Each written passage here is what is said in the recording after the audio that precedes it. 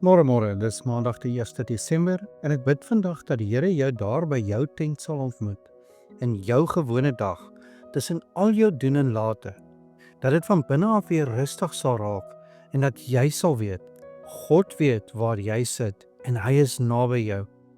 Want partykeer voel dit of alles maar net aangaan, of God ver is, of ons net wag. Maar vandag se gedeelte wys vir ons hoe God juis in die gewone tye kom stilhou by ons. Ons is vandag in Genesis 18 en ons behandel vanaf vers 1 tot 15. Abraham is nou ongeveer 99 jaar oud en Sarah is om en by 90. En dit is al 24 jaar sedert God Abraham die eerste keer in Genesis 12 geroep het. Hulle woon by die terpentynbome van Mamre naby Hebron, 'n rustige warm plek en hulle leef nog as vreemdelinge in die land wat God beloof het. En dan kry ons hierdie eenvoudige maar ongelooflike sin. Daarna het die Here aan hom verskyn. Nie op 'n berg nie, nie in 'n tempel nie, by 'n tent. En nogal op die warmste deel van die dag. Nou as jy jou Bybel naby het, maak gerus oop by Genesis 18. Dan kan ons 'n paar kernverse saam lees wat die hart van hierdie hele gedeelte vas lê. Kom ons begin by vers 1. Daarna het die Here aan hom verskyn by die terpentynbome van Mamre, terwyl hy by die ingang van die tent sit op die warmste van die dag. En dan in vers 10, en hy sê, ek sal oor 'n jaar sekerlik weer na jou toe kom, dan sal jou vrou Sarah 'n seun hê, en Sarah het geluister by die ingang van die tent wat agter hom was. En dan vers 12, en Sarah het by haarself gelag en gedink, sal ek welle sê nadat ek oud geword het en my heer oud is? En dan laastens vers 14. Sou iets vir die Here te wonderbaar wees? Hierdie tyd, oor 'n jaar, sal ek na jou terugkom en Sarah sal 'n seun hê. Daar is dit in 3 lyne. God verskyn, God beloof en God vra, glo jy nog in my? Kom ons skets gou die prentjie vir onsself. Abraham sit by die tentdeur, dis warm, daar's geen aircons nie, daai stil deel van die dag waar alles maar traag raak, en selfs die voëls stil raak in die hitte. En toe sien hy 3 mans aankom. Later in Genesis 19 lees ons 2 van hulle is engele. Die derde een, die een wat bly praat, word in die oorspronklike teks Jahwe geskryf. Dis die Here God self. So God self, saam met 2 engele, kom sit by Abraham se tent. En kyk hoe reageer hy. Hy hardloop hulle tegemoet. Al is hy 'n ou man, hy buig diep. Dis nie hallo manne nie, dis eerbied. Hy laat brood bak, hy kies 'n jong kalf en hy bedien hulle self. Dis nie net mooi maniere nie, dis aanbidding. Dis die besef, God is hier. Nou hier is iets belangriks. In daardie tyd het mans en vroue nie saam met gaste gesit nie. Abraham en die 3 besoekers sit voor by die tent. Sarah is agter die tenthoek waar die vroue gewoonlik was. Sy hoor, maar sy sit nie by die tafel nie. En toe hoor sy die Here sê, teen hierdie tyd oor 'n jaar sal Sarah 'n seun hê. En sy lag.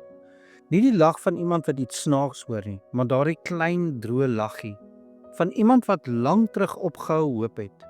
Daai lag wat sê, ag Here, ek is te oud. Daai tyd vir my is verby. Maar God hoor daai lag. Hy los haar nie. En hy vra die vraag wat deur eeue bly ego. Sou iets vir die Here te wonderbaar wees? Hy vra eintlik, jy kyk na jou ouderdom, maar kyk jy nog na my? En ons het almal sulke plekke in ons lewens, daar waar jy al lankal dink, dit gaan seker nooit verander nie. Daai droom van my is verby. Ek het te lank gewag. Genesis 18 sê vandag vir jou, God weet waar jou tent staan. Hy weet presies waar jy nou sit. Hy weet watter beloftes vir jou oud en uitgedroog voel. Hy hoor selfs die lag in jou binneste. Daai lag wat jy vind niemand wys nie. Maar hier's die waarheid. Jou dis te laat is nie God se dis te laat nie. Jou dis onmoontlik is nie God se dis onmoontlik nie. Hy kom sit by jou op jou gewone dag en hy vra sagter as wat jy dink, het jy vergeet wie ek is? Kom ons bid saam. Here onse God, U is groot en heilig, en tog is U nie ver weg nie. Ons loof U want U is die God wat naby kom, selfs by ons tent. Dankie dat U sien. Dankie dat U hoor. Dankie dat U weet en dat U onthou. Laat U naam geheilig word in ons lewens. Laat U wil geskied, nie net in groot oomblikke nie, maar in ons gewone dae, in ons huise, in ons gedagtes en in ons hoop wat min geword het. Here, gee vir ons vandag die krag wat ons nodig het. Gee vir ons vrede van binne en genoeg geloof om weer te vertrou dat niks vir U te wonderbaar is nie.